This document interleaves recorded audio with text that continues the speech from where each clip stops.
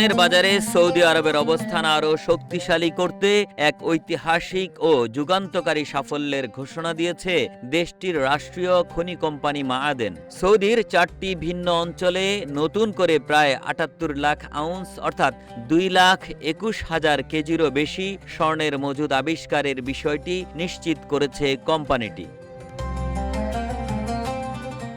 কোম্পানিটির ভূতাত্ত্বিক জরিপ ও ড্রিলিং কার্যক্রমের মাধ্যমে জানা গেছে মানসুরা মাসারাহ অঞ্চলে প্রায় ৩০ লাখ আউন্স, ওয়াদি আল জাউতে প্রায় ৮ লাখ আউন্স, উরুক এলাকায় প্রায় ২০ থেকে ২১ লাখ আউন্স এবং উম্মু আস সালাম অঞ্চলে প্রায় ১৬.৭ লাখ আউন্স স্বর্ণের মজুত রয়েছে। কিউব হোল্ডিংসের গল্পে সেই রেখাটি আঁকা হয়েছিল আজ থেকে ১ যুগ আগে। নকশাই আমাদের ভাষা। Cube holdings limited.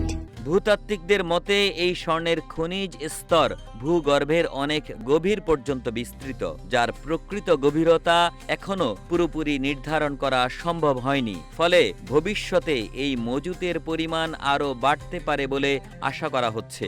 বিশেষজ্ঞদের মতে এই আবিষ্কার সৌদি আরবের খনি শিল্প, অর্থনীতি এবং বৈশ্বিক স্বর্ণবাজারে দেশটির প্রভাব আরও জোরদার করবে। মাআদেনের প্রধান নির্বাহী কর্মকর্তা বব উইল্ট এই সাফল্যকে কোম্পানির বৈশ্বিক অগ্রযাত্রার মাইল ফলক হিসেবে দেখছেন। তিনি জানান, এই ফলাফল কোনো আকস্মিক ঘটনা নয়, বরং এটি দীর্ঘমেয়াদী ড্রিলিং এবং বিনিয়োগ কৌশলের বাস্তব প্রতিফলন। সৌদি আরবের আরাবিয়ান শিল্ড অঞ্চলটি খনিজ সম্পদে কতটা সমৃদ্ধ তা এই আবিষ্কারের মাধ্যমে পুনরায় প্রমাণ হল।